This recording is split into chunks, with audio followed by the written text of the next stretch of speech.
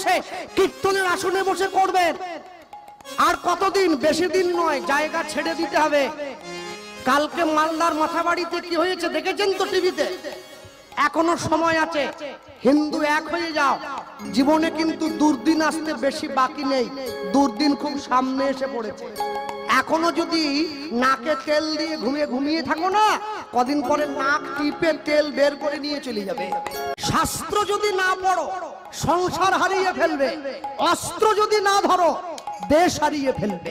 দুটোই দরকার, শাস্ত্র পড়তে হবে, রাষ্ট্রকেও রক্ষা করতে হবে। আমাকে লোকে বলে, দাদা হিন্দুদের মন্দির যে ভেঙে দিচ্ছে বিধর্মীরা, আমি কেন ভাঙবে না? 1000 বার ভাঙবে। কেন?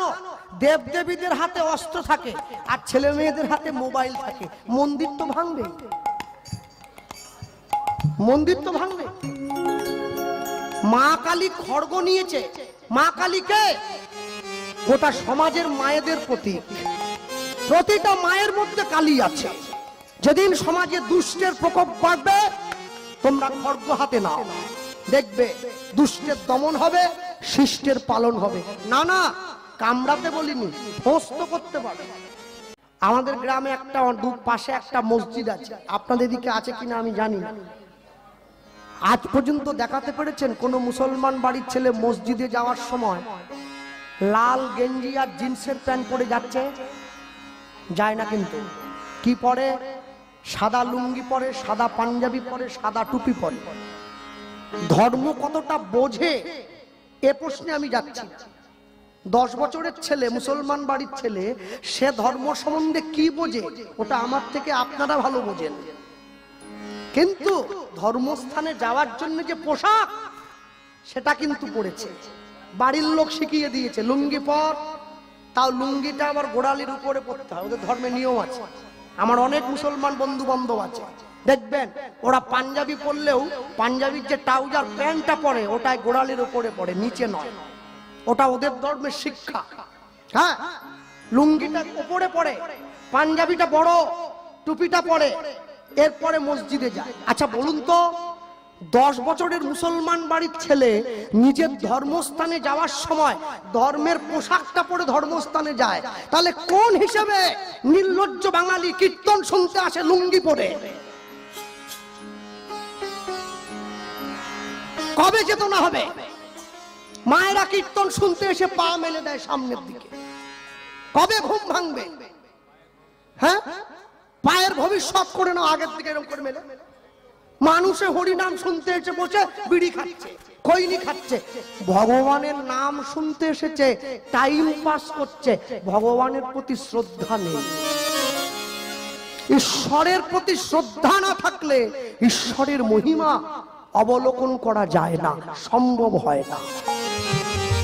ভগবান সব সইতে পারে, দুটো জিনিস পারবে না, একটা অহংকার, একটা চোখের জল।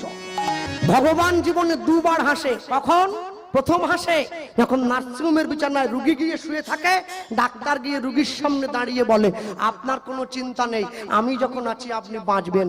ভগবান হাসছে ডাক্তারের দিকে তাকিয়ে, বলে হ্যাঁ গো ডাক্তার, তুমি যে ওকে বাঁচার গ্যারেন্টি দিচ্ছ, তুমি নিজে কতক্ষণ বাঁচবে তোমাকে সে গ্যারেন্টি কে দিল? আরেকবার ভগবান হাসে যখন 2 ভাই ফিতা ফেলে জায়গা ভাগ করে, তোর 5 কাঠা আমার 5 কাঠা। ভগবান হাসছে, কার সম্পত্তি কাকে দাও রে? জায়গা একটা আছে আমার 3.5 হাত, একদম মাপা আছে। মাটির দেহ মাটি হবে, পুড়ে হবে ছাই, এ দেহ তোর পচা দেহ, গরব কিসের ভাই? খড় মাটিতে কুমোর যেমন ঠাকুরও গড়ে, রক্তে মাংসে দয়াল তেমনি মানুষও গড়ে। রক্ত শুধু পোকায় ভরা, কুড়ে কুড়ে খাবে তাই, এ দেহ তোর পচা দেহ, গরব কিসের ভাই? ভক্তমণ্ডলী, ভক্তিমতী মায়েরা, নিতাই চাঁদের চরণে উদ্ধারণ দত্ত নয়নের জলটা যেই দিয়েছে, নিতাই চাঁদ উঠে বসেছে। কি উদ্ধারণ? তোমার চোখে জল কেন? তুমি কাঁদছো? প্রভু কেন কাঁদছি জানো? তোমার বিয়ের জন্য মেয়ে দেখতে। এ তো মুখে বলে দিলাম, বললে তো হবে না। হাতে বলা আর মুখে করা দুটো কি এক? তুমি যদি আশীর্বাদ না করো আমি কি করে মেয়ে দেখব? বেশ, আমি আশীর্বাদ করলাম তোমার, মেয়ে তুমি পাবে। মনে রাখবেন, যে মায়েরা বসে আছেন, যে বাবারা বসে আছেন, যাদের বাড়িতে বিবাহযোগ্য মেয়ে আছে, হ্যাঁ, যে বাড়ির বৌমা অনেক সুন্দরী দেখতে, সে আদর্শ গৃহবধূ নয়। যে বাড়ির বৌমা অনেক দূর লেখাপড়া করেছে, বিএ এমএ পিএইচডি, সে আদর্শ গৃহবধূ নয়। যে বাড়ির বৌমা অনেক বড় চাকরি করে, সে আদর্শ গৃহবধূ নয়।